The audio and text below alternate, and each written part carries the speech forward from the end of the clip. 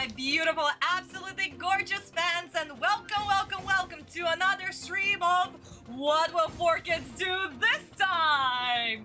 Hello, my darlings. I hope you have been feeling super well this week. My week has been absolutely crazy. I've been testing out so many stuff this week. Hopefully that'll be able to help us, well, me, in the future to improve the quality of writing and other wonderful things. Visa, honey, thank you so much for keeping the chat together while everybody has assembled. So hello to everybody. And of course, Kat, thank you as well. Hello, Yuk-chan. Welcome. Julian, Marlene, Daniel, and David. Hi, honey. Guys, I'm scrolling up. Oh my god, Doofy's here, guys. Doofy is also here. Guys, remember I shared a link with you all a few months ago about this amazing creator on YouTube? Oh my god, he is so freaking cool. I urge you to subscribe. I am not kidding. I urge you to subscribe to his channel. He makes fucking amazing content. Not just Yu-Gi-Oh content, but manga and anime overall. He's super cool. So huge shout out to Doofy. Thank you so much for joining my live stream. Thank you. Alice, hello. Kurosaki, welcome. Super happy to see all of you, my darlings. So tell me, how was your week? How was life? How was everything? And speaking of which, Meth over here is also being a little beautiful princess running around like crazy. So if you hear some talking noises in the background or just feet prattling everywhere, that's her, and I apologize.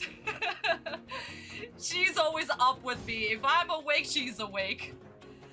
But yes, my darlings, so how was your week? Was everything good? I'm super excited to hear from you.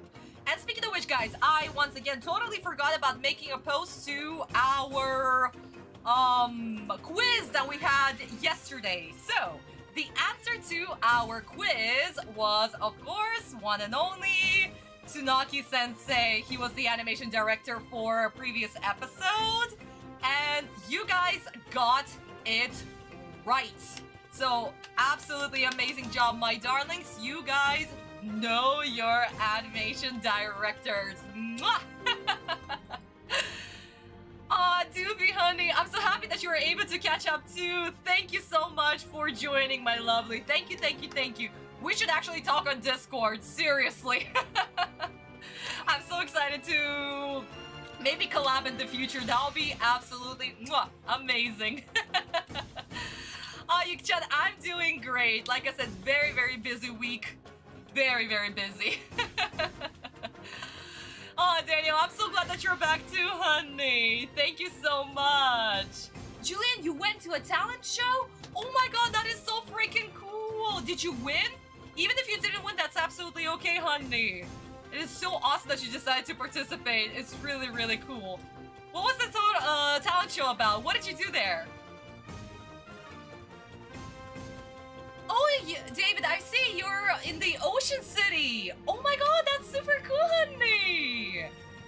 Seriously, your relatives lived there for generations? That is so cool. Fiori always loves seeing the sea every time. Oh, that's so awesome, honey. That's so awesome and so exciting. Congratulations, sweetheart. Really? A new Pokemon game came out Thursday. Aw, that's super cool. I don't play Pokemon.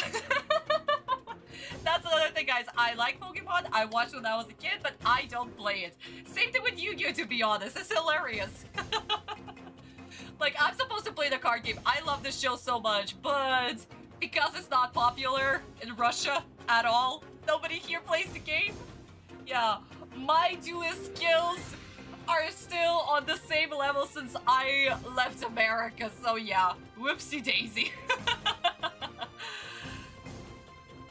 Namoro's. Oh, I see, David. I'm so sorry. I totally misread that, honey. I'm very sorry.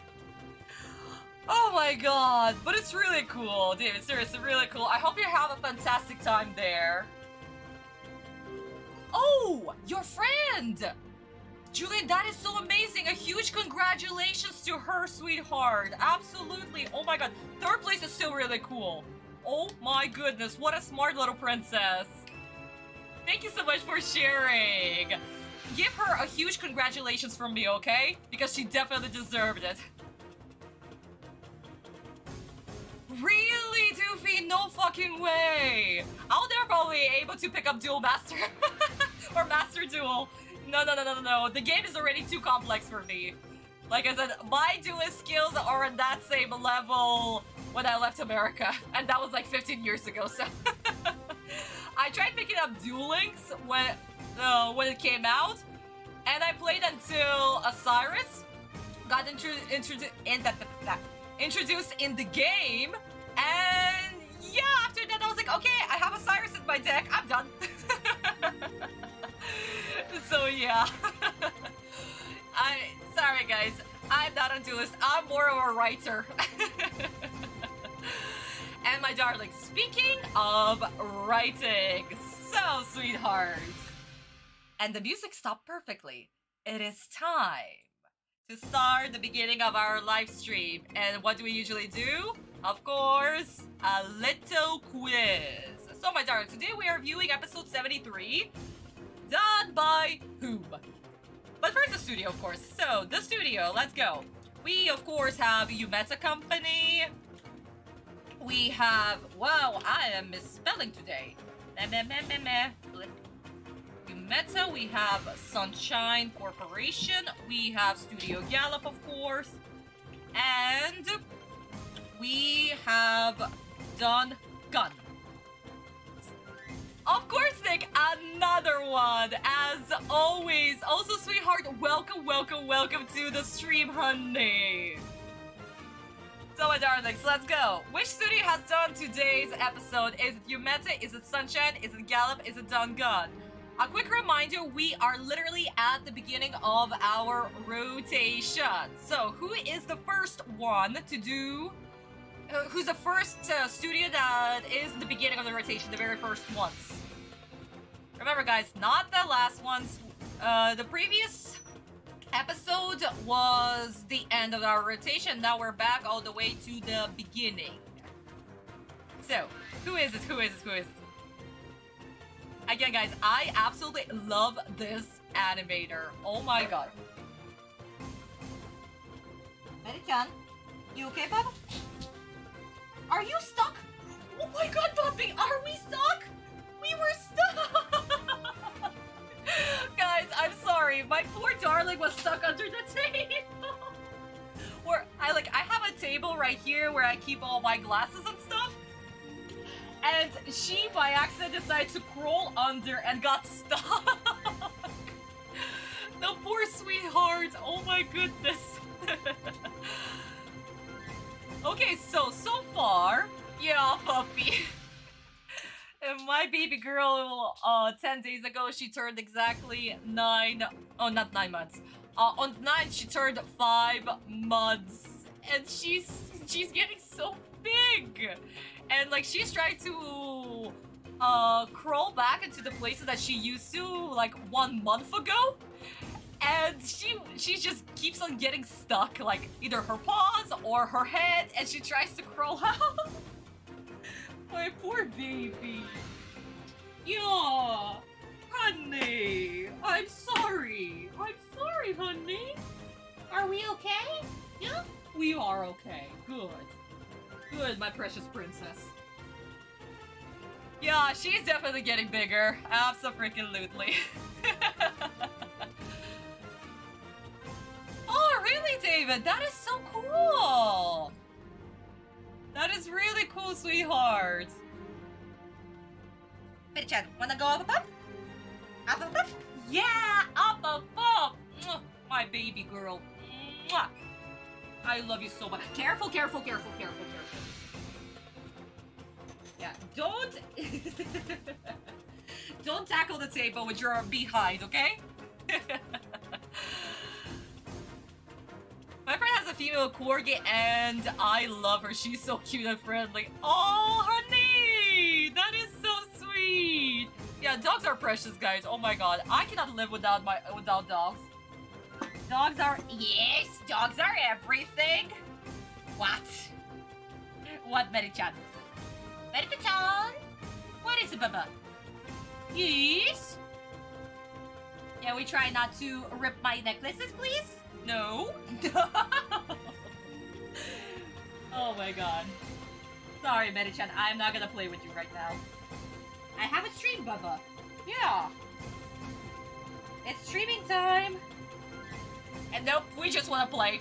We just want to play and continue biting. Okay, guys. So far, Yumeta is in the lead. Sunshine and Gallop are sharing second place. And we also have Dangan in the third place.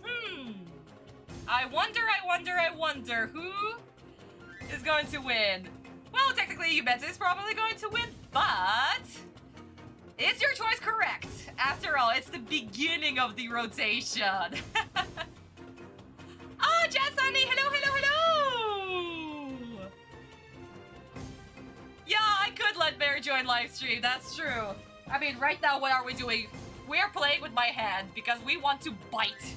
We just want to bite everything, yes? Yes, we do. We want to bite, rip my necklaces, my bracelets, and eat my bra. Yes? Yes! Okay, guys, I'm going to give you 1 more minute. And then we are going to see if you guys are correct. Ah, Yamamata! Okay, honey! Yeah, it's just, guys, remember, I read your...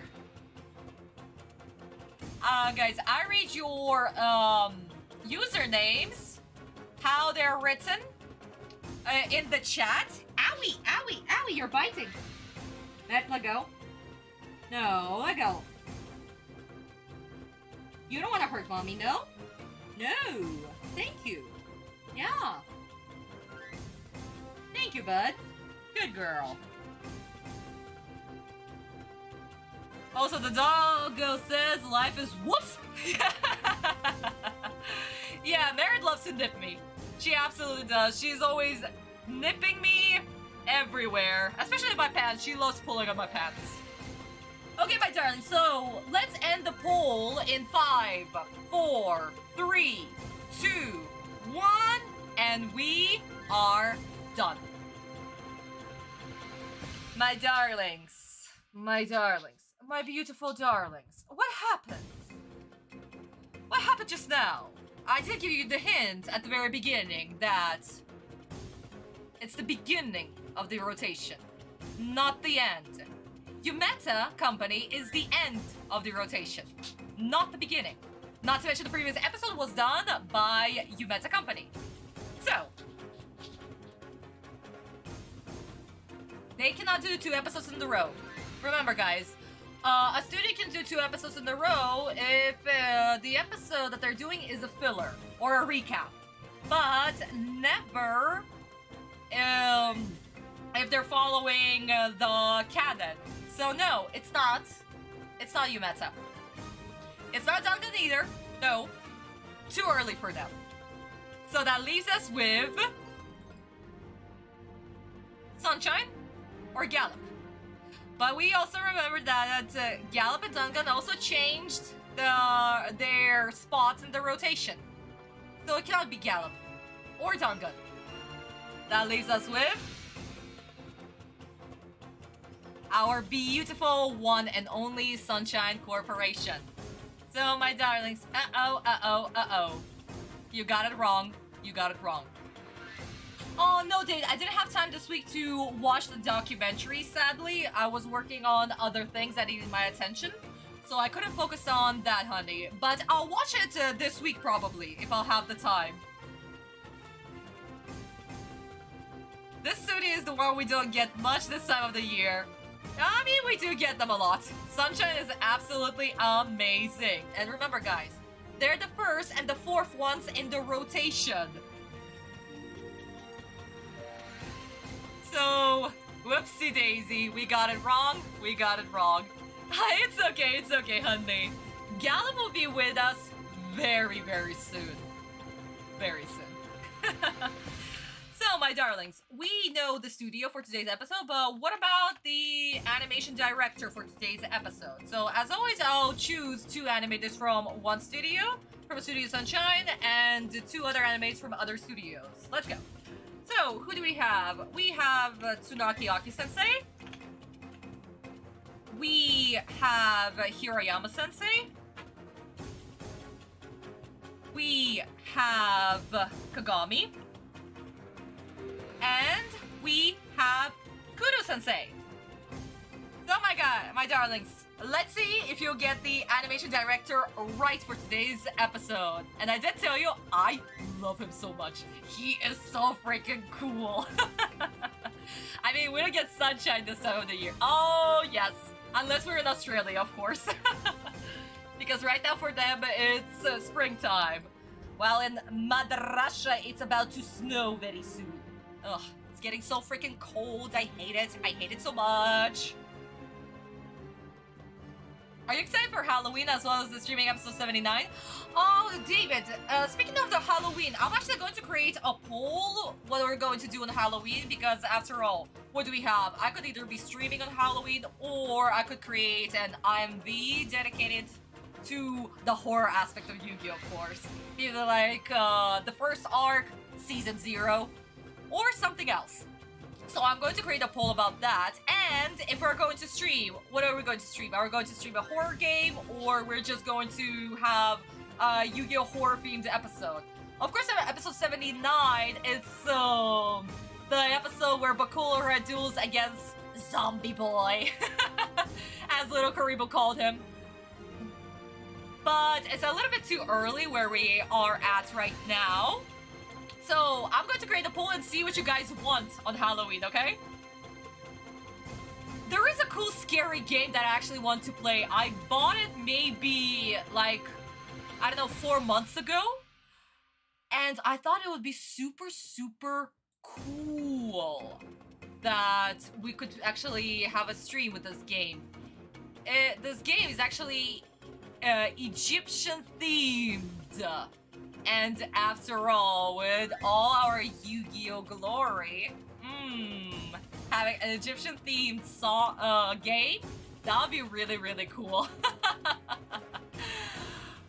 Oh my goodness. Okay, so far, Kudo-sensei is taking the lead.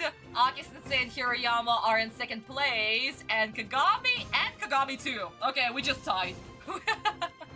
We immediately tied. Whoops. Guys, we need to break up the tie because this is ridiculous. Unless, of course, it's Kudo-sensei, you guys are right. Be sure to add that episode 79. Yes, David, of course I will. Absolutely. Absolutely. Oh, Daniel, no, we haven't finished the Actually, no, we didn't. Let me grab the books in advance because we're about to finish them. So, let's see. Because we stopped in the middle of the chapter. Handa no Getsu Soko.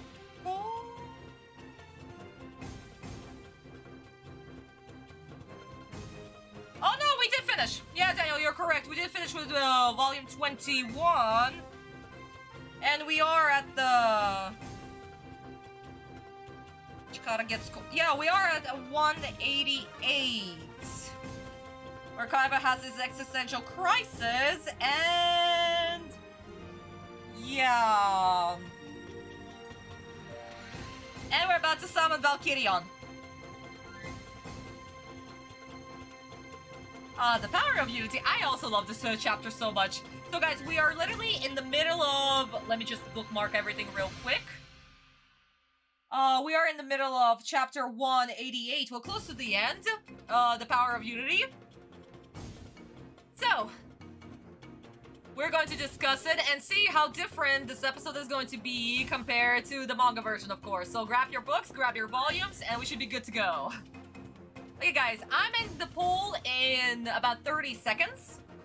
So let's see if you'll get it right. Okay, Kudo is still in the lead. Kudo-sensei, Tsunaki-sensei, and Hirayama-sensei are in second place, and Kagami is not getting any love. Poor Kagami-sensei. Oh my god.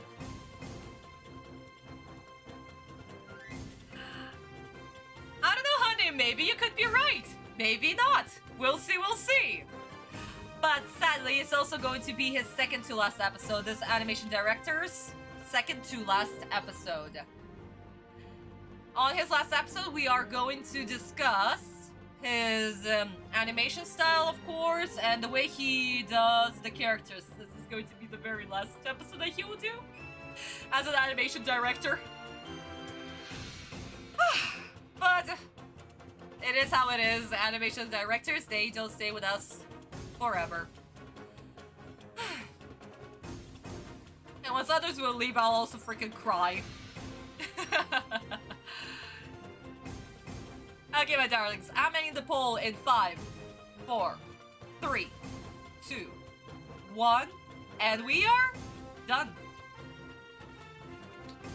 Well, my sweethearts, what can I say?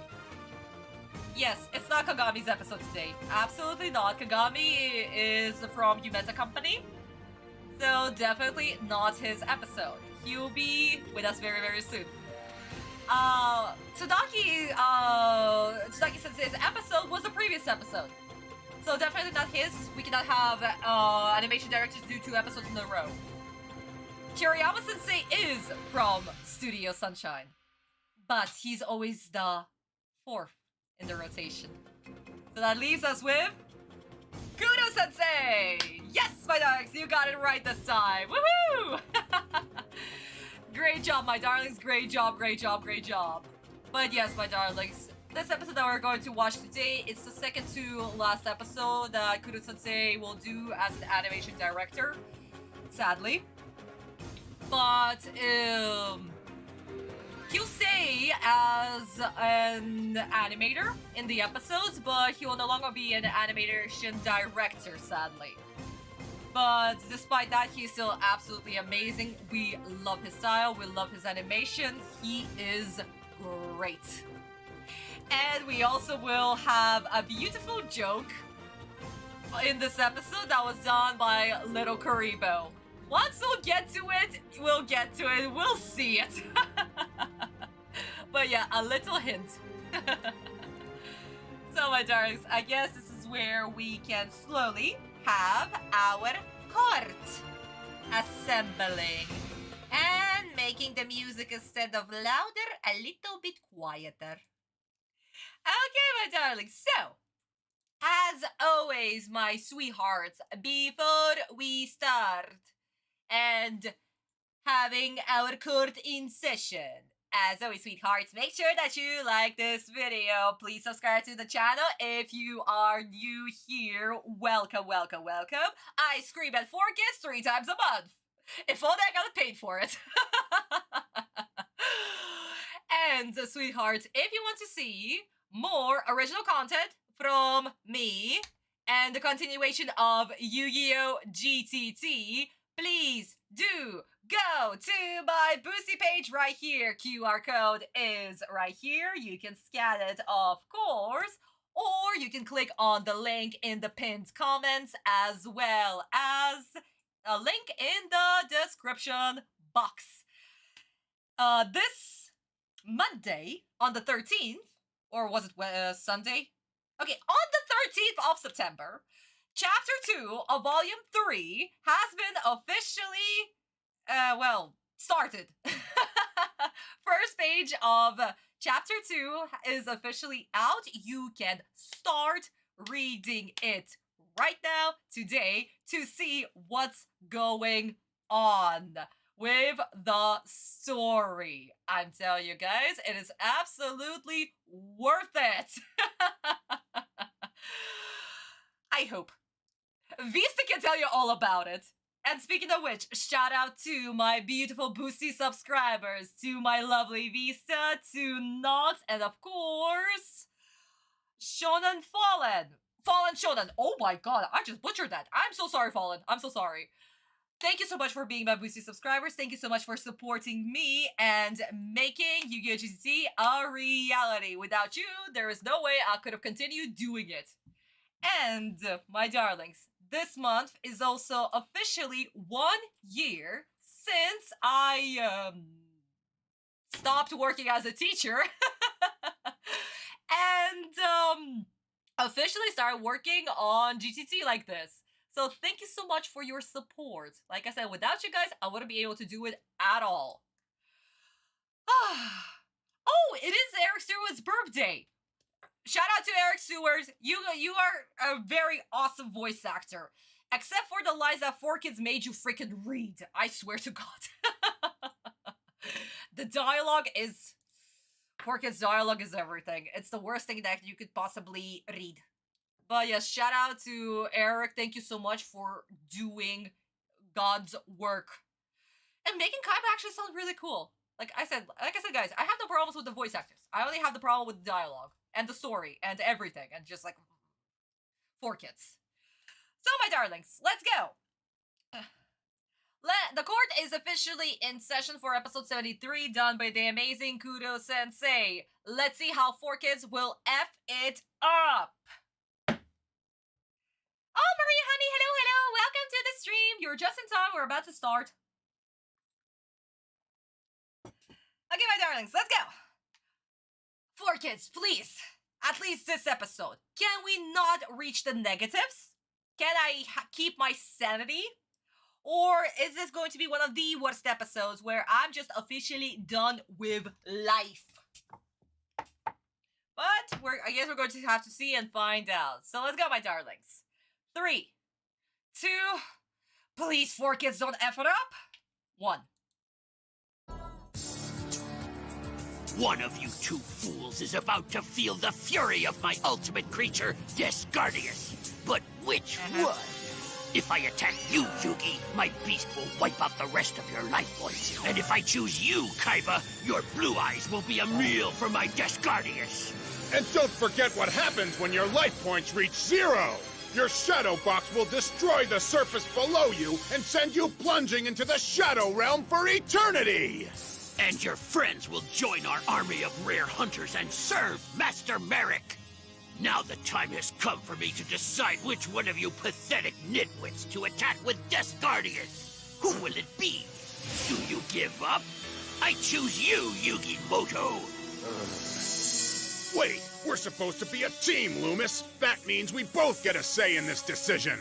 While I agree we have to destroy Yugi, leaving Kaiba's Blue Eyes White Dragon on the field would be an extremely foolish mistake. No, it's my move and I choose Yugi. I knew it.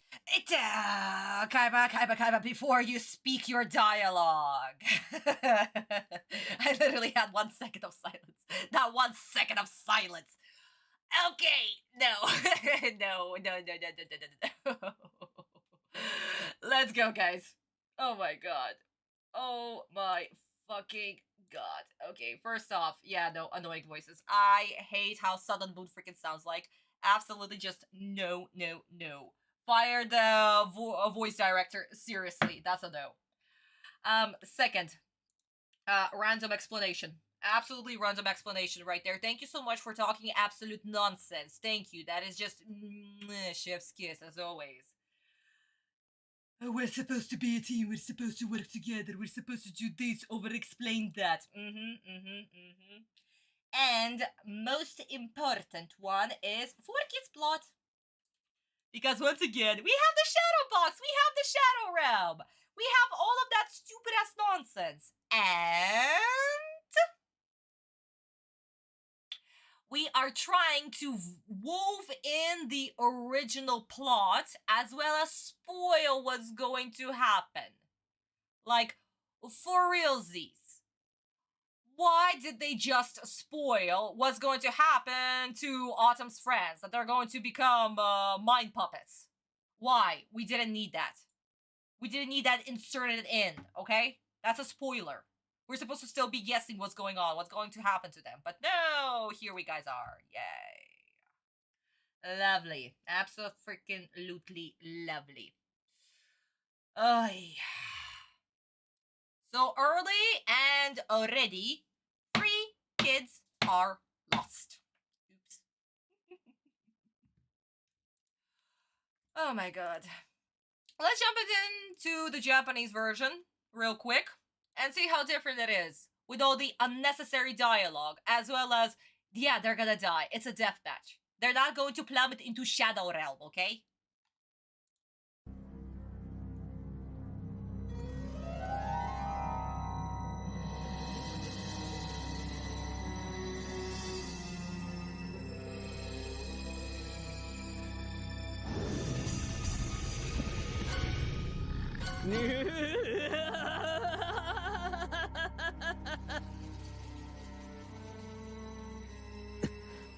今俺が攻撃されてしまえばそこで全ておしまいだ。遊戯のフィールドに出ている攻撃表示のマグネットウォーリアーアルファ、そいつを葬ればお前に1900ポイントのダメージを与えられるわけだからな。つまり遊戯、お前はこのターンで死ぬわけだ。だが二人とも葬り去らなきゃタッグデュエルじゃまだ勝利じゃない。遊戯を葬ったのはいいが、海馬のブルーアイズをフィールドに残しておいたんじゃ厄介なことになるぞ。いや、遊戯を倒す。小心者め。And Kaiba shush. The moment Tsunaken starts speaking, my blood is already ooh. Oh my god. Only Tsunaken can do this voice for Kaiba, or any character that he just voices. Oh my god. So, my darlings, what did we have? We had normal dialogue. We did not have random explanation of nothing. And, wow, there was silence, apparently. Because 4Kids don't know what silent is. They're freaking allergic to it.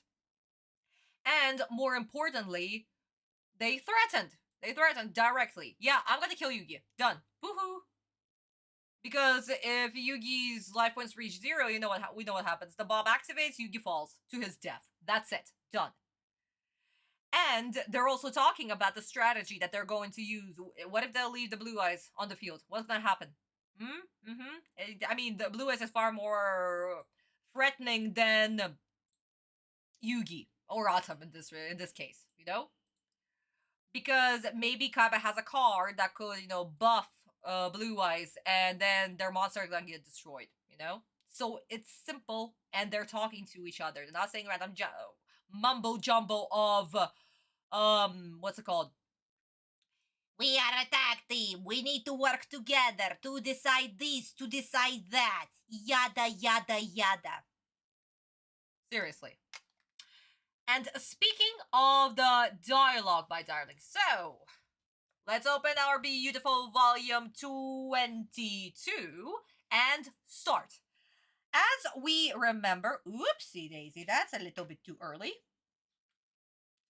As we remember, we left off on chapter 188, Power of Unity, and we had a little throwback to this scene right here. The previous episode ended right here on these panels, and the son deciding what he's going to do.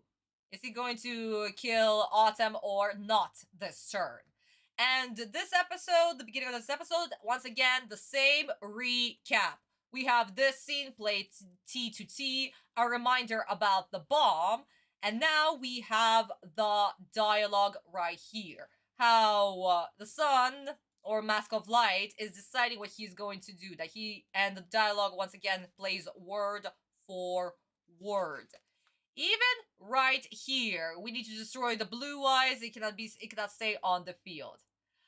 But we also have Kaiba. Kaiba butts into the conversation. So yeah, though, guys, absolutely beautiful. Just look at Kaiba and the monologue that he will deliver very, very soon. But we'll get to it once we'll get to it. So that's why we had the scene, and this is where we left off in the manga. So let me just, guys, read your comments real quick. Just 2 seconds. Okay, I enjoy Zero Kaiba outsmarting the Antagonist Zeus, especially Loomis. Oh yeah, Loomis and Over. I'm not gonna learn their names. They're still gonna be Mask of Darkness and Mask of Light. That's it, guys. To receive his advantage, yeah. Oh, Troy, honey, welcome to the stream, my love. Welcome, welcome, welcome. Haven't seen you in a while, honey. Yeah, stupid Shadow Realm, indeed. Oh wait, can you check if 4Kids altered the masked beast? Let's check actually. Yeah, why not? Let's see. So, if we go back to the monster. Your blue eyes will be a meal for my desk. Oh my sweet god. Oh no. Oh no. Oh no. How the fuck I did not see that? No freaking way.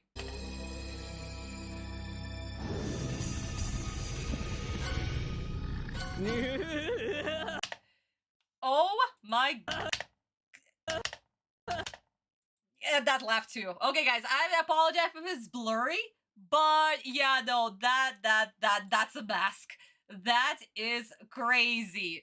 So, guys, since you guys noticed this and I didn't, whoops, I didn't even look at the monster. I was cringing at the dialogue. We are going to have monster edit or censors. Woo! So that's another kid biting the dust. Oopsie daisy. Yeah, monster edit indeed.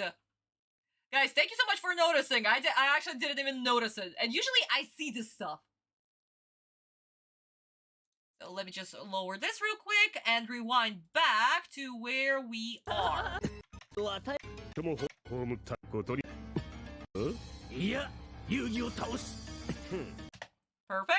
And with Kaiba coward.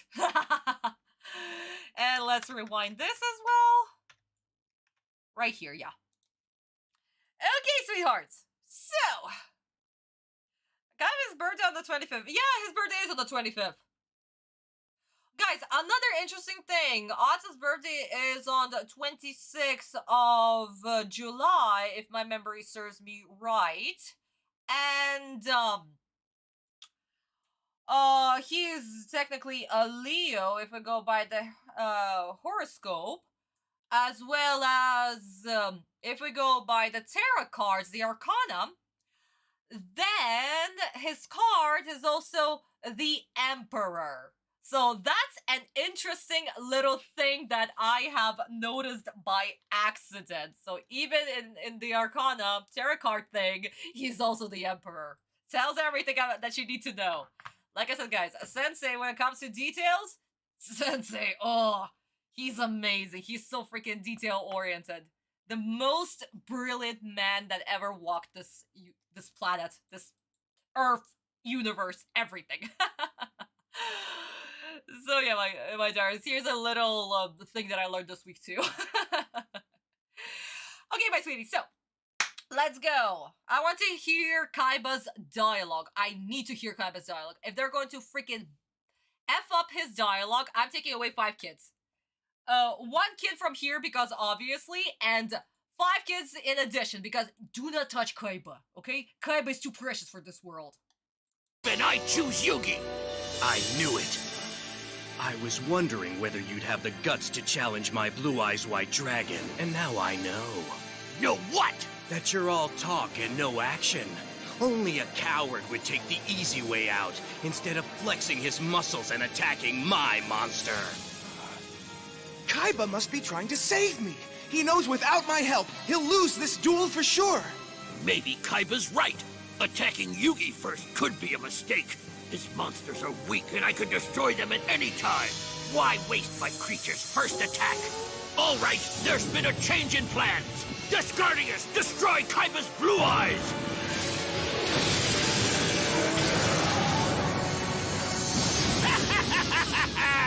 Guess you were wrong, Kaiba.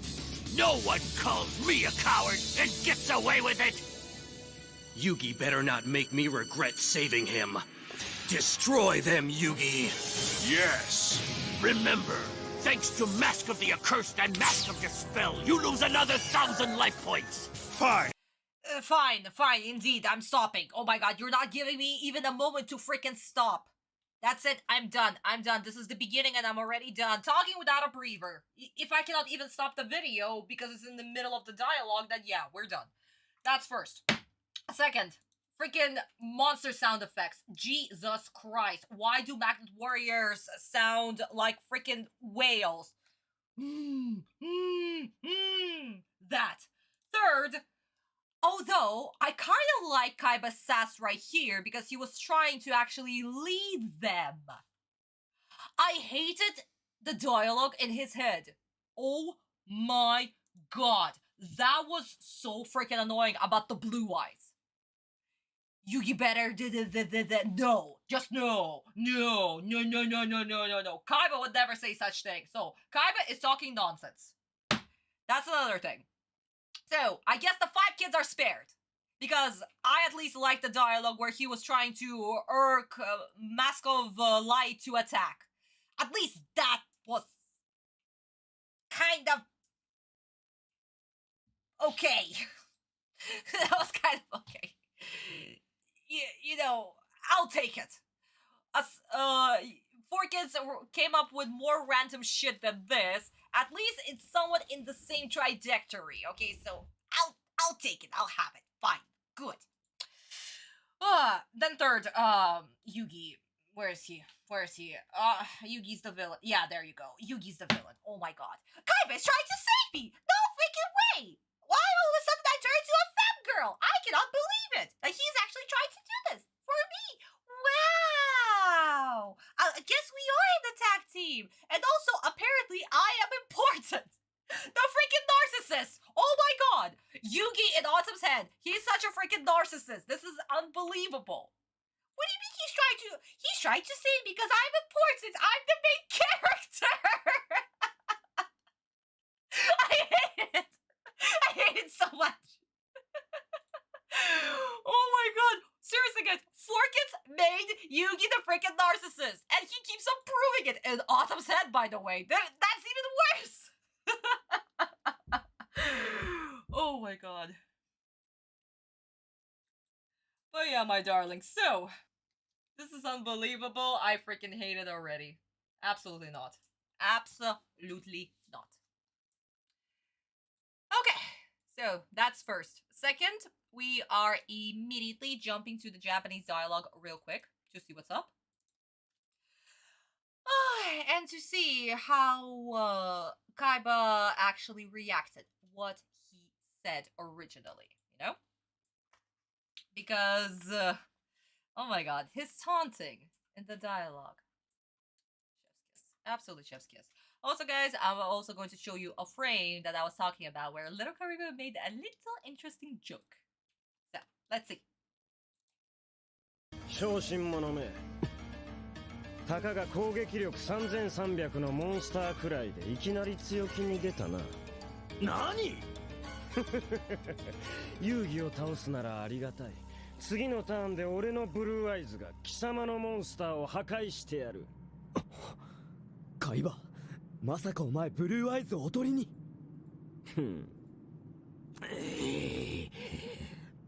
確かに遊戯のモンスターは雑魚いつでも倒せるやはりこのターンは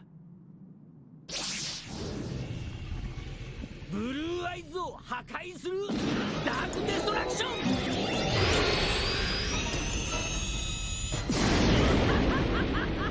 ブルーアイズコッパミジ許せブルーアイズ遊戯お前のターンだああ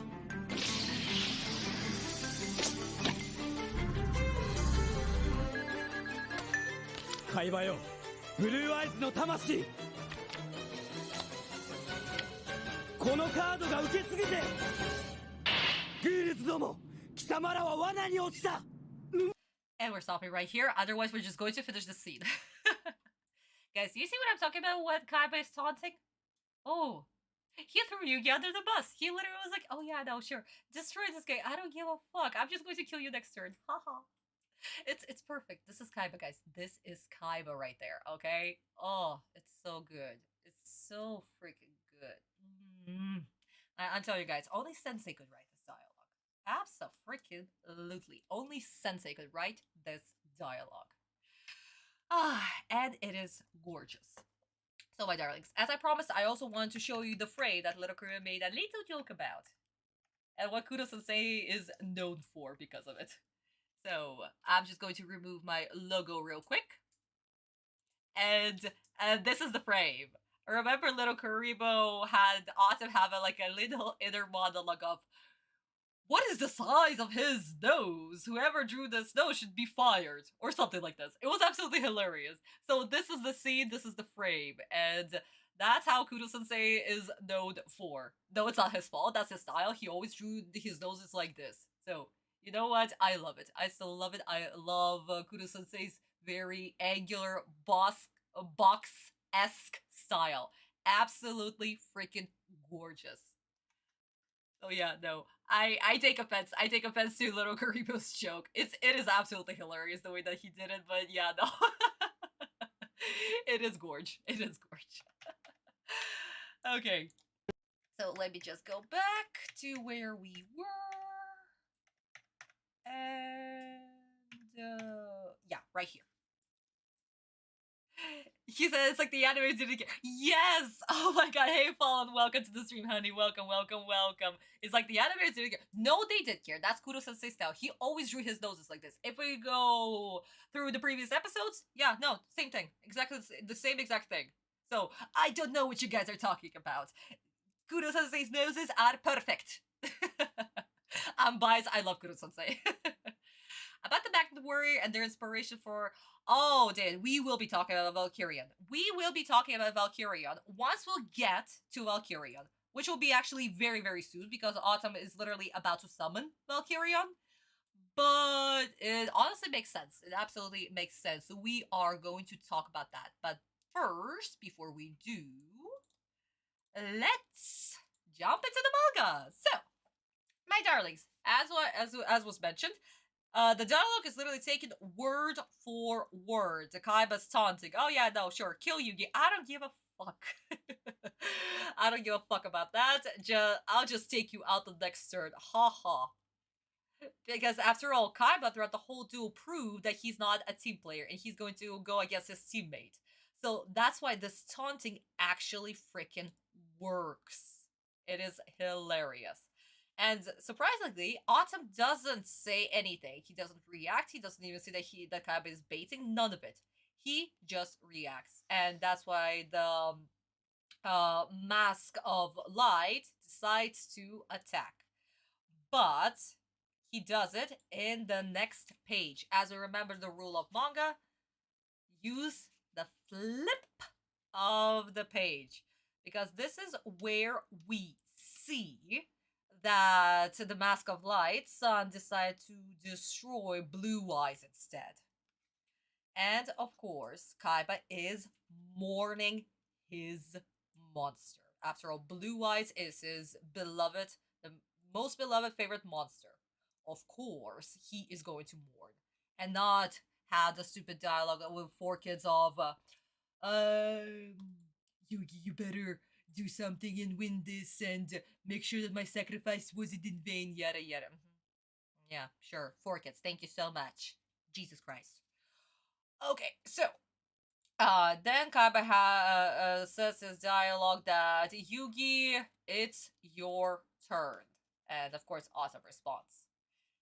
And this is where we are going to have a very, very, very awesome scene with Valkyrion appearing, which is going to be phenomenal, is going to be beautiful, and the manga is depicted so freaking well. I mean, Kudo-sensei also created absolutely gorgeous animation, but overall, I still prefer how it is done in the manga. Because of course, I'm biased. I'm gonna be biased until the day I die. Sensei is everything. Also, guys, I actually have to keep my voice down because my neighbors upstairs, they were literally just knocking that I was being a little bit too loud for them.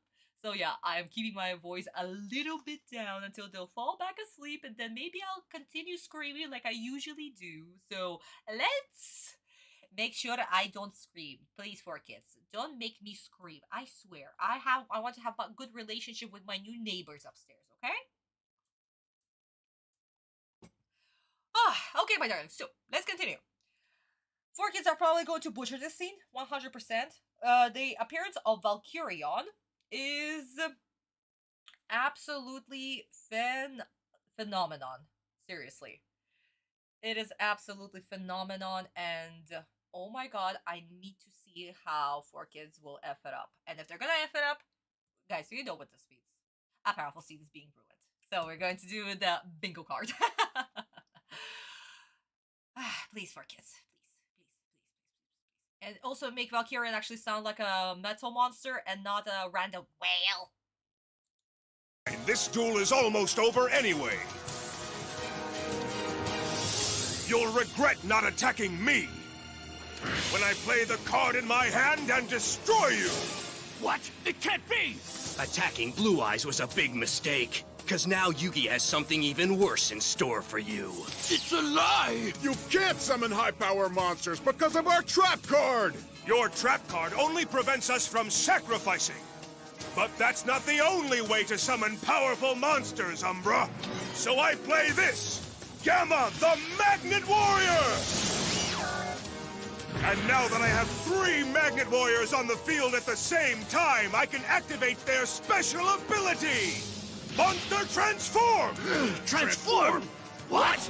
Yes! All 3 creatures will now transform into one mighty warrior with triple the attack strength!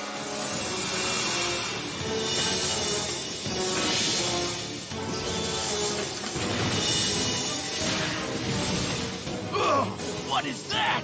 Behold, Valkyrian, the Magna Warrior! Consider this attack payback for destroying my Blue Eyes, Loomis. Fine, Kaiba.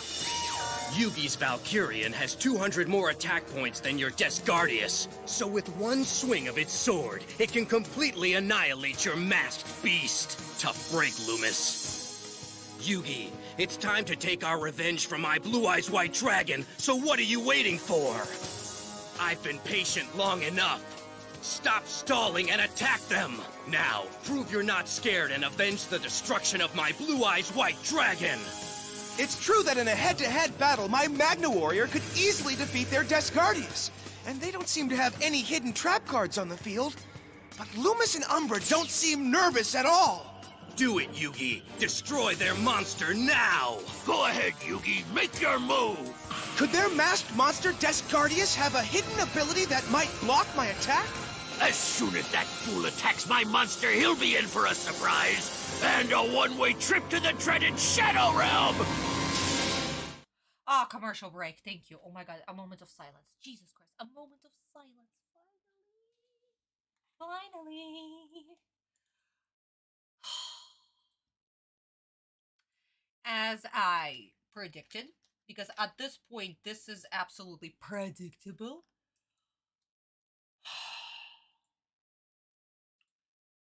Making a powerful scene feel meh. Yeah. That was meh.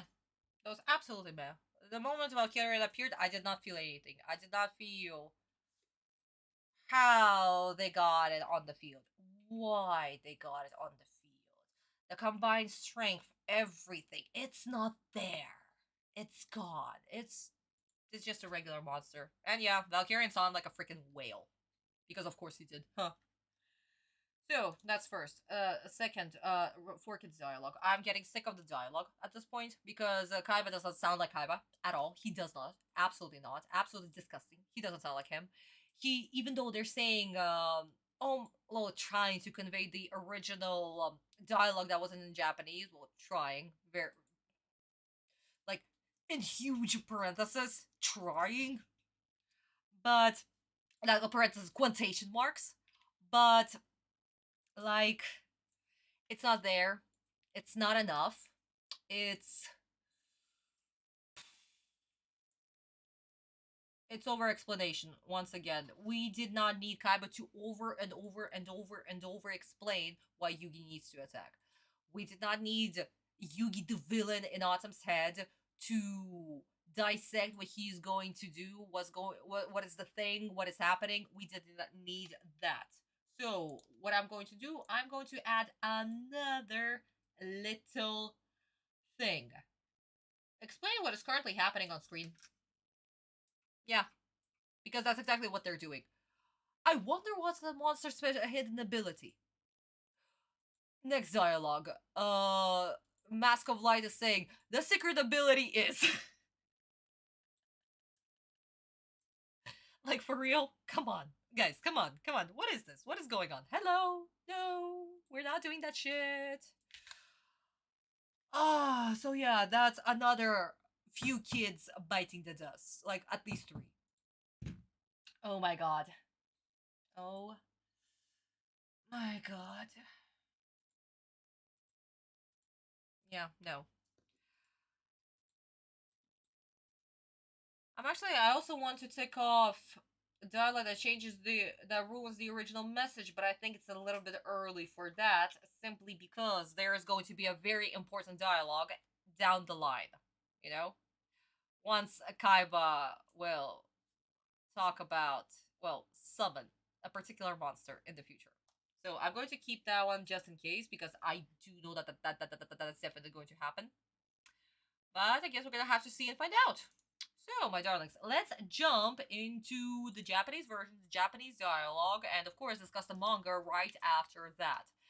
But just a quick reminder, the dialogue is also kept almost exactly the same like it is in the anime. The anime took the dialogue directly from here without changing much of anything. So I'm also going to skim through the manga real quick to show you the slight differences. Especially in framing, actually, because Kuro-sensei, well, his storyboard artist, when he was doing this episode, he framed everything a little bit different from the manga. So, it's quite interesting, to be honest, because if in the manga we had a close-up on the Kaiba, saying his lines, but in Kuro-sensei's episode, we had a profile of Kaiba, taunting the rare hunters. So, yeah. We're gonna have to see by that. But first, let's hear the original dialogue. And let me tell you guys, prepare for it. Kaiba, chef's kiss, as always. 何？俺のブルーアイズはおとりだった。さらなる強さを秘めたモンスターを呼ぶためにな。バカな！貴様らは生贄召喚を封じられているはずだ。確かに、モンスターの生贄召喚はできない。だが見るがいい。俺の出すこのカードの能力を。マグネットウォーリアーガンマ。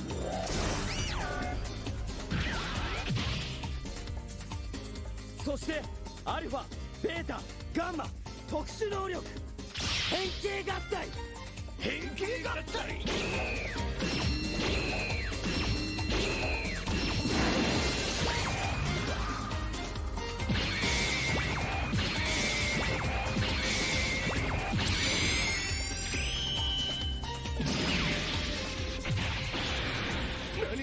あれは磁石の戦士マグネットバルキリオン。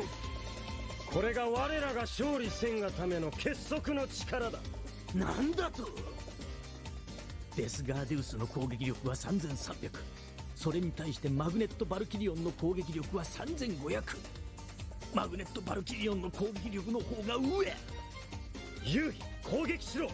俺のブルーアイズを破壊したあのモンスターを粉砕するんだ。海馬。結束の力、それも結構なことだ。だがそのために犠牲になった俺のブルーアイズの怒りは収まらん。確かに奴らのフィールドにリバースカードはない。マグネットバルキリオンの攻撃力なら敵モンスターは倒せる。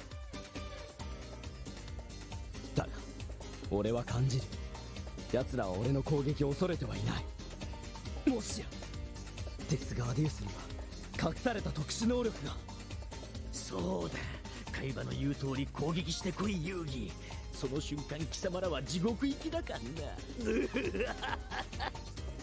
何をためらってる遊戯。貴様の切り札を出すために俺のブルーアイズはその身を犠牲にしたんだ。ならばその切り札に託した俺の怒りで敵モンスターを粉砕しろ。Perfect. Guys, do we see how perfect this is? Again, the music in the background, the OST that is playing, it absolutely delivers the scene. That's why music is always absolutely important whenever you're creating a scene. It creates the atmosphere that is needed. Absolutely gorgeous. That's first, my darlings. Second, another thing that is also quite interesting was Kaiba's once again dialogue. What did he talk about? He talked about teamwork. This is the combined strength of our teamwork. And literally, Valkyrion, that's what it represents. It represents their teamwork. Remember, my darlings, what is Kaiba's monsters? How does he usually use them? David, to also answer your question about Valkyrion and the Magnet Warriors overall. So, Kaiba a lot of the times uses either dragon type monsters or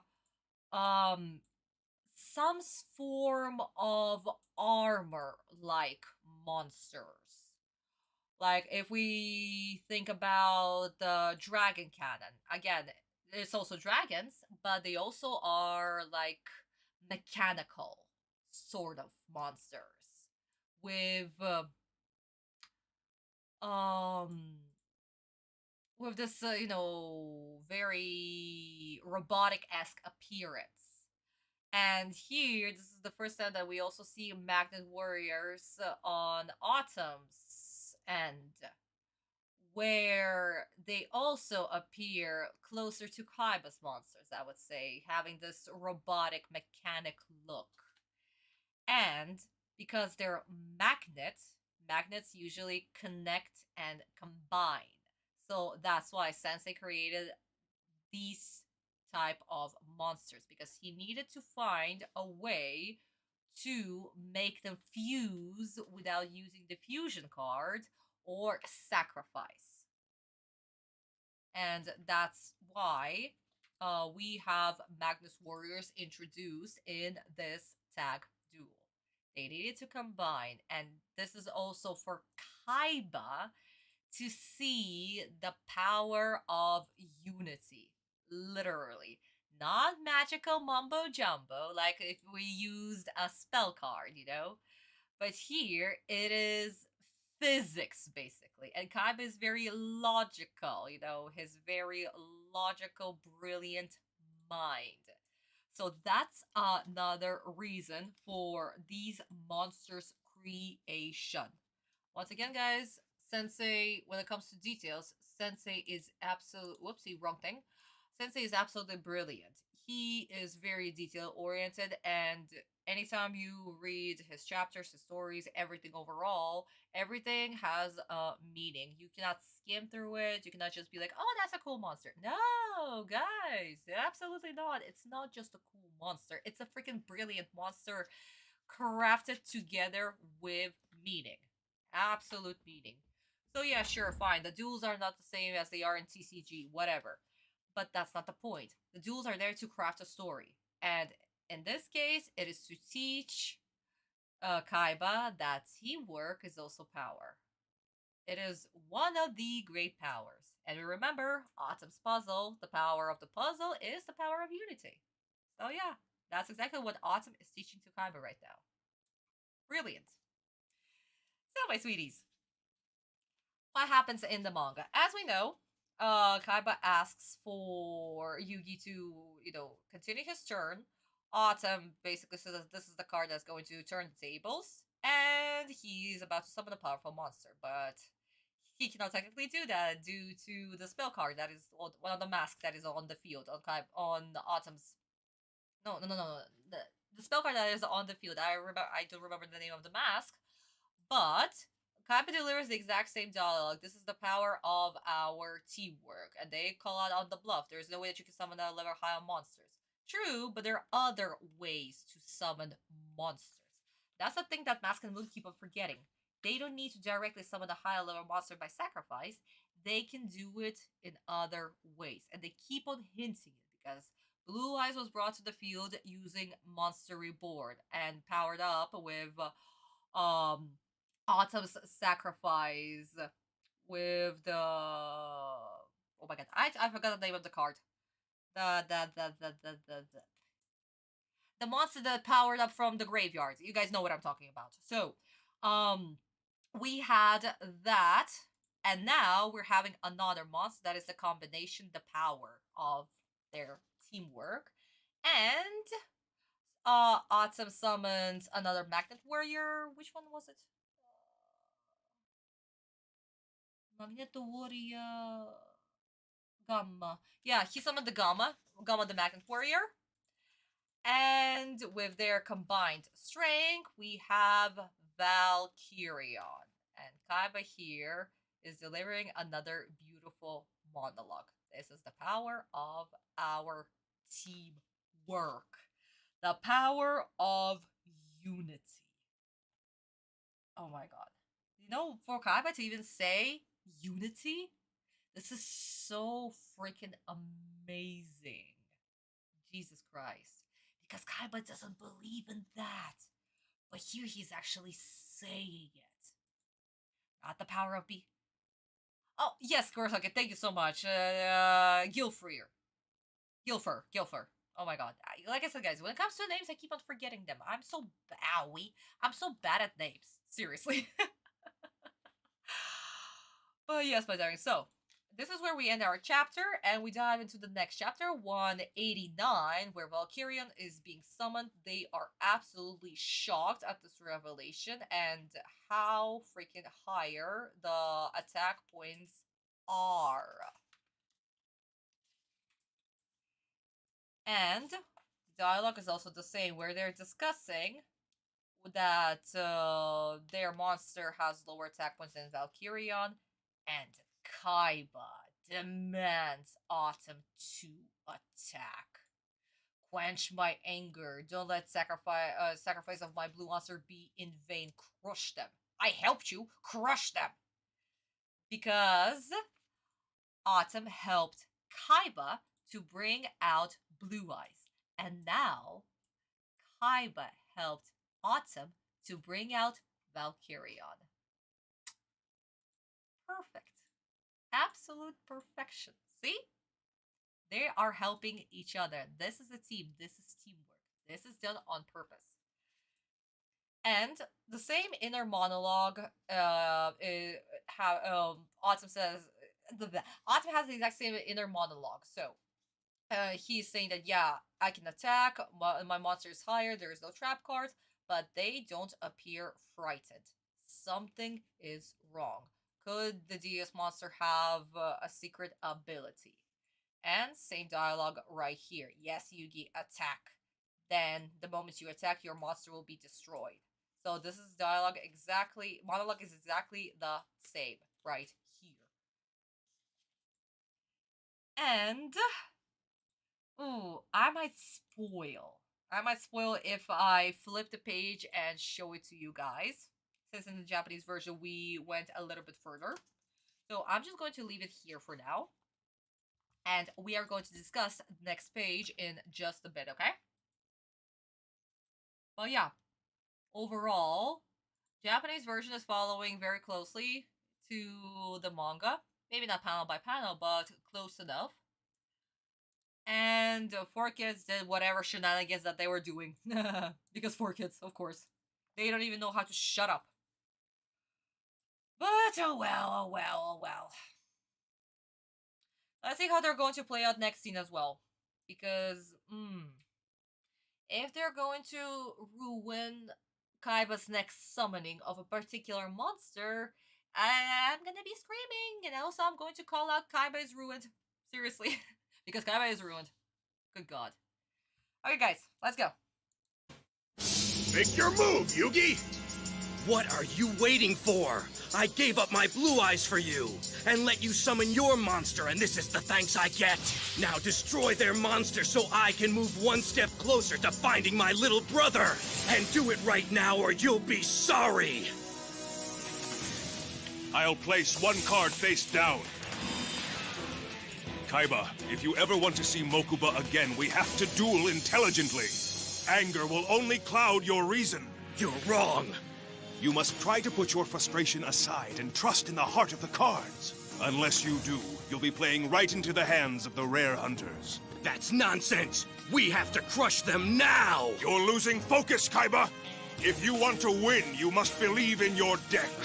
Heart of the cards. Who needs it? The only way to win this duel is to play my Egyptian god card, Obelisk the Tormentor. But in order to summon it, I need to sacrifice 3 monsters. And as long as their Mask of Restrict is in play, we're not allowed to sacrifice anything. That's it! It's right in front of me! A way to summon my Egyptian god card even with their mask on the field. But it can only work if Yugi's willing to give up his monster. I gave up my Blue Eyes White Dragon to help him, so it's only fair he makes a sacrifice. I don't like depending on anyone but myself, but I'll do what I have to do to save my brother. Yugi, we can win. Right. Valkyrian, the Magna Warrior! Attack their monster! Now! He took my bait, and now he'll regret it. It's gone. You may have destroyed my beast, Yugi, but you've also activated its special ability. What special ability? When Descardius is sent to the graveyard, it leaves behind 3 masks, which combine to form a new, more powerful mask. The Mask of Remnants! As revenge for your attack, this mask allows me to control one of your monsters as if it were my own. And since you only have 1 monster, it's a good thing it's one size fits all.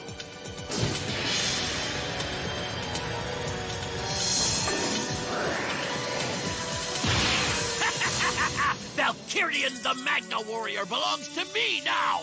And you're in trouble! Excellent work! Shush, shush, just shush, just shut up.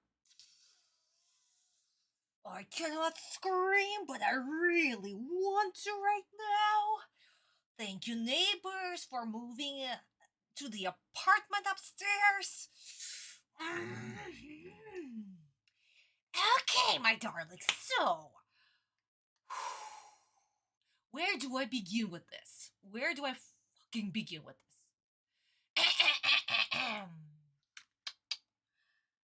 Oh my god. First off, yeah, no, Kaiba's ruined. I'm done. I'm done with Kaiba. Kaiba's absolutely fucking ruined. This is absolutely ridiculous. How Kaiba came up with the only way that I can win is summoning my god card. Sure. Yeah. Oh my god. Dialogue that destroys the original message. Like I said. Guys, also. Actually, no bingo. Not yet. I thought it was gonna be bingo. Not yet. But it is. I'm done. The whole dialogue that Kaiba was supposed to have, the inner monologue that Kaiba was supposed to have, it's not there. It's gone. Autumn. How he convinced Kaiba, that's also non-existent right there. That's just gone. It's not there.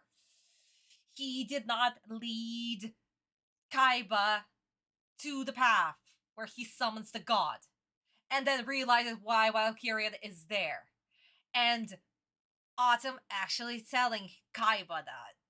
I'm gonna spoil the dialogue. I'm actually going to spoil the dialogue, guys. If I'm gonna continue talking, I'm just going to spoil the dialogue.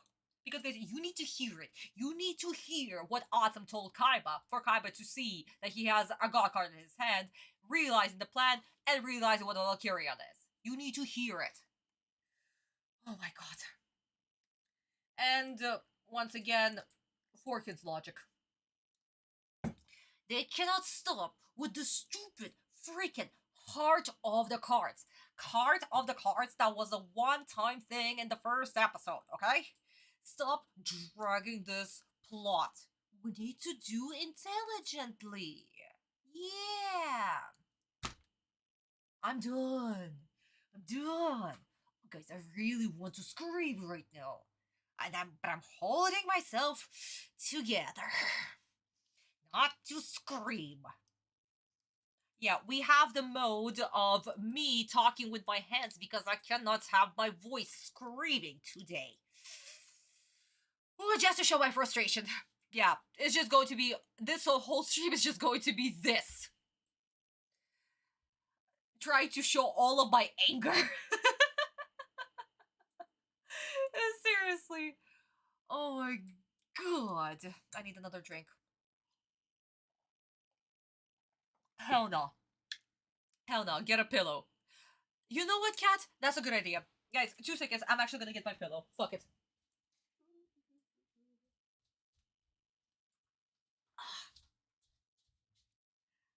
The last time we had this pillow was during our New Year's stream when I literally rage quit. So you know what? I might be screaming into this pillow. Oh, okay. We're fine. Oh my god. That's why you need to own a house or at least, I don't know, a soundproof studio. But you know what? I'm actually thinking about maybe I should actually soundproof my ceiling or something. Because I'm a very screamy person. I cannot hold my emotions in. Especially when I'm angry. Yeah. Oh my god. Okay, guys, you know what? Yeah, good idea. Kat, thank you so much for the idea. Oh my god. We haven't seen him in a while.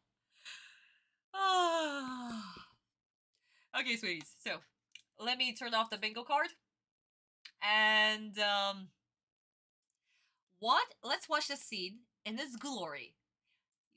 Hear the dialogue that Autumn uttered for Kaiba to realize what's in his head. You guys need to hear it. Again, gorgeous scene, Sensei knew exactly how to write.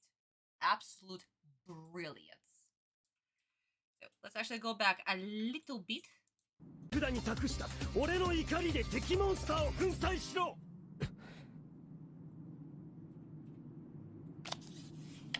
リバースカードをセット。海馬、このターン、たぎる復讐心を消し去ることができるか。それができるなら攻撃するぜ。何？感情は時にデュエリストの判断を誤らせる。そこに隙が生じ、敵の術中に陥ることになる。バカな。戦いとは怒りだ。冷静になれ、海馬。そして見極めるんだ。真の勝機を。真の勝機？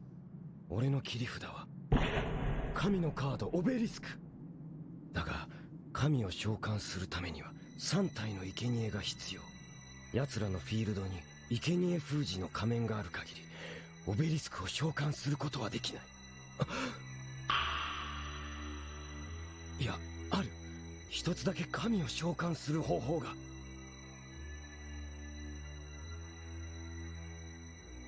まさか遊戯はさらにマグネット・バルキリオンをおとりにする気なのか。真の勝機とは俺のデュエルを制するための結束の力。遊戯、攻撃しろ。ああ、マグネット・バルキリオンの攻撃。マグネット・セイバーかかった。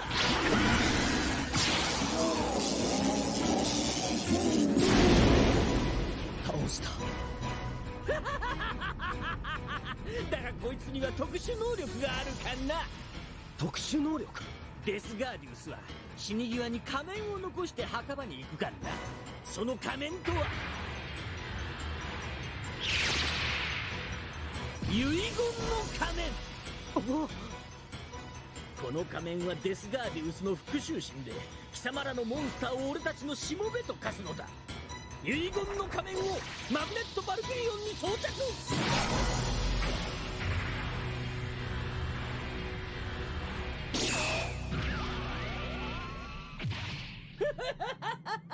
マグネット・バルキリオンはもらったかな。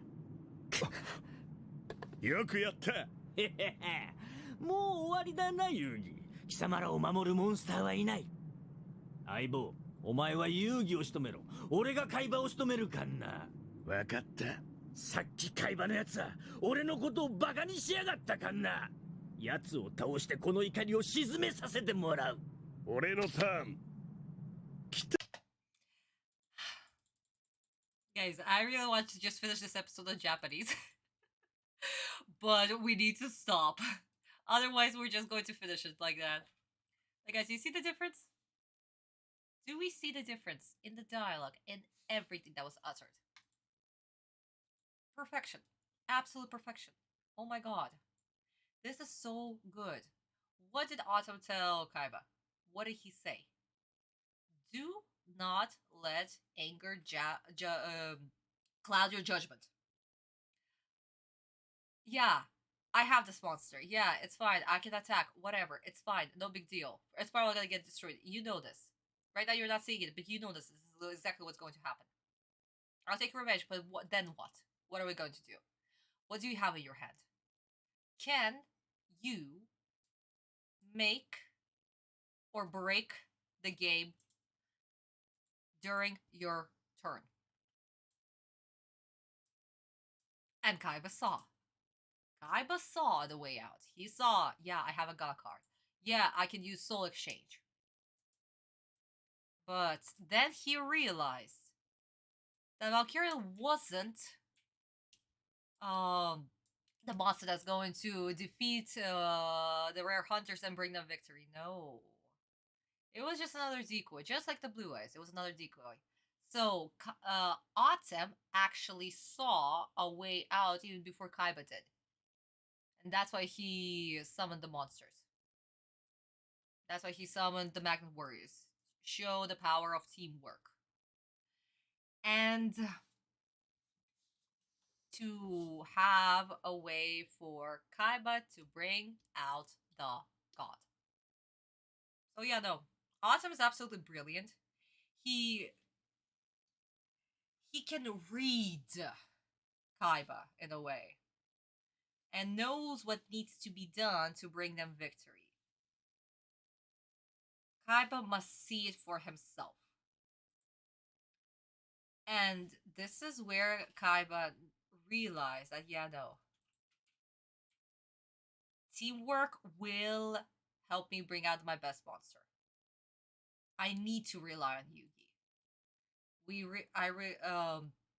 He protected me once. He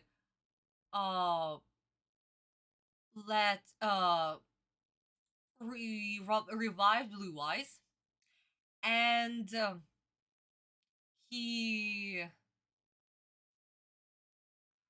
also with my help we were able to bring out Valkyrian, but that's not the real goal. What's the real goal is in Kaiba's hand.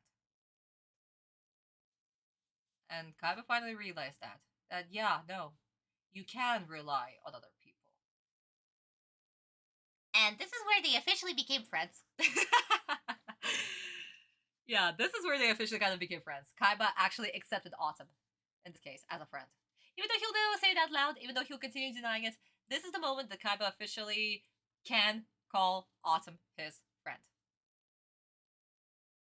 Beautiful. Absolutely beautiful. Absolutely beautiful writing. Like I said, guys, Kaiba still say the asshole that he was, because that's Kaiba. We love him for it. Autumn being the smarty strategist pants that he is, he also brought out the best in Kaiba. Not just in himself, obviously, he knows what he's doing, but in Kaiba. And it's so freaking hard to actually bring out something good in Kaiba. You know? So yeah, no. In a way, Autumn played to Kaiba's ego, but also showed him the right way, the correct way. Absolutely a smart little genius, Autumn. Absolutely. But then again, to write a genius, you have to be a genius. And that's exactly who Sensei is. Takahashi Sensei, absolute freaking genius when it comes to writing such things. And so, guys, as I told you about the page that I didn't want to spoil it, because yeah, no, we're actually going to spoil this page. Kurosaki, also, honey, we're going to talk about the cards in just a bit. I'm gonna have to rewind to see the cards, because actually I also did not even look at the cards that were in their hands. So we are going to talk about it in just a bit. Let's discuss the manga first, and then we'll go back to the cards, and maybe, I don't know, a random card edit, do that one. So, my darlings, let's go. Kaiba has his dialogue about avenging his blue eyes. This is exactly the same. Autumn silently just places his face down card, sets his face down card. Kaiba, I will attack. But are you sure that I should do it? What? And then, once again, the same exact monologue. Don't let the fear, anger cloud your judgment. Look into your hand to find a way out. And that's exactly what Kaiba does. He doesn't let the anger cloud him, none of it. A true victory. What is the true victory? And guys, as you can see, most of the dialogue that was in the animated version is actually mostly said silently between the two. You know? So in a way, less speaking, more inner. And which is what I love in the manga more, because basically it's not that they're communicating by words, but Autumn, in a way, threw the bait for Kaiba to figure out what he needs to do. Almost silently. Because Kaiba is smart. Autumn is smart too. And this is where he sees the god card in his hand. Thinks about, I need three sacrifices to summon a god. Because of the mask, I cannot do that. Mask of Restraint. Sees a soul exchange, looks at Valkyrian, realizes that it's a decoy. Realizes that Autumn thought so much ahead. And that in order to win this duel, they need teamwork. Yugi, attack. Yeah. And we flip the page. And that's exactly what happens. Autumn attacks with Valkyrion. He destroys the monster, but the monster has special ability. Just like exactly like Autumn predicted. And the Mask of Light explains the special ability that he'll be able to take control of the monster. And as we can see here, this mask right here is immediately summoned, and it attaches to Magnet Warrior. We don't have the scene where there are three masks that combine into one. None of that. We don't have that. It's already there. That's what's left behind. It attaches to Magnet Warrior, and they take control of the Valkyrian. And the same exact dialogue plays out here. I'll take a Yugi, you'll take Kaiba. I will make him pay for calling me the shrimp. Because as we remember, in the manga version, Kaiba kept calling Mask of Light shrimp. Because Mask of Darkness at one point called him a shrimp. So that's why the Mask of Light is so freaking pissed. Sounded so pissed. So yeah, no, it's absolutely freaking hilarious. And that's exactly what happens. So this is the manga. And the next turn, of course, is Mask of Darkness' turn. And he's about to attack Autumn. Oh yeah. There we guys go.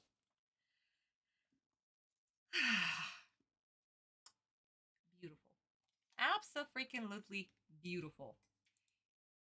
Autumn just looking at his cards and realizing what needs to be done after that. Hinting to Kaiba what needs to be done. Absolute beautiful teamwork, my darlings. This is how you play the duel. This is how you play the game. This is how you work in a team. Once again, guys, absolute brilliance of Takahashi-sensei. Absolute gorgeous. Absolutely gorgeous. Everything. The art, the style, the storytelling. You guys can see that this sort of story writing can be done by a very mature person. And as we remember, Sensei was writing the story when he was 35, and by the time this volume came out, he was, let me just double check the dates on the back. That's 2001 when this volume came out. At that point, Sensei was already 39. And we can see here how much this is a very mature storytelling. A lot of times when we're younger, we don't see or notice such details, such inner meaning. And Sensei knew exactly how to write these type of stories. Even though, yes, this is a battle manga, it's a shonen manga, but he could, instead of using fists, he's using cards and strategy. And strategy, mind games, all of this came from the very first volume, and it stayed until the end. Okay, fine. The beginning we had the random games, and random mind games. Now we have dual monsters. But it's still the exact same mind game. Control yourself, do this, do that, teamwork. Power of unity. Same exact theme. Stays there throughout the whole show. So no, my darlings. Sensei, absolutely brilliant. One of the greatest writers ever. Oh my god. Okay, guys, I went on the whole rant. I went the whole rant because the brilliance of Sensei, it's beyond words, and I can continue talking and talking and talking and talking about his brilliance. Because, like I said, guys, there is or never will be a man who was or is or will be as brilliant as Sensei. 100%. Okay, sweetie. So, Kurosaki said that the cards in Kaiba's hands is actually different in each version. So, it's actually, let's take a look at that. Usually, I also look at the cards and notice the sensors. How the hell am I missing all of this? I kind of wish the anime kept that. Kaiba calling him a shrimp. Yeah, Kurosaki, I know, me too. I don't know why they decided not to keep it there, but because Mask of Darkness called a Mask of Light shrimp, and Kaiba went with that joke and continued with that joke. Yeah, no, it's absolutely brilliant. I freaking love it. Okay, guys, so let's double check the cards real quick. Cards.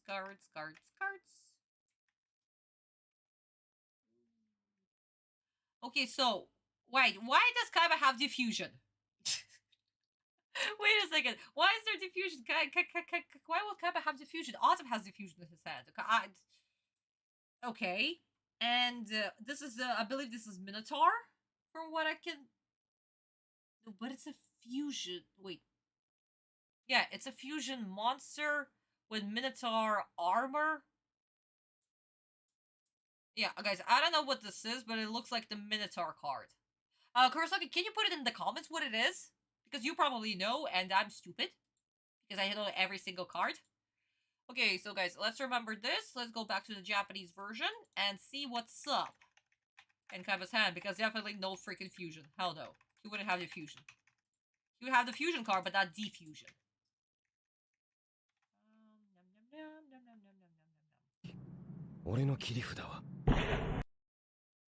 Oh, no, he does have diffusion. What? No, actually, no, that is not diffusion. That is fusion card. This is Yugo card. Yeah, Yugo. Fusion card.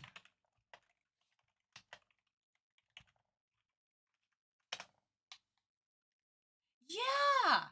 It is the fusion card. Polymerization. Definitely. Not diffusion. Like it was shown in the English version. And that does look like the Minotaur. That definitely looks like the Minotaur card. Right here. And it's a normal monster card. Like, but here it's a fusion card with diffusion.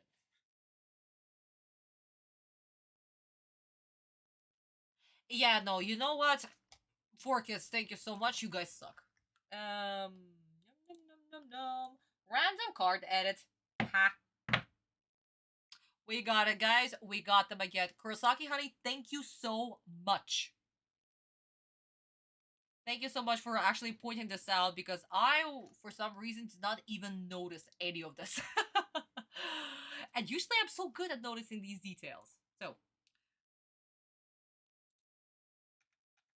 let me just go back to where we left off.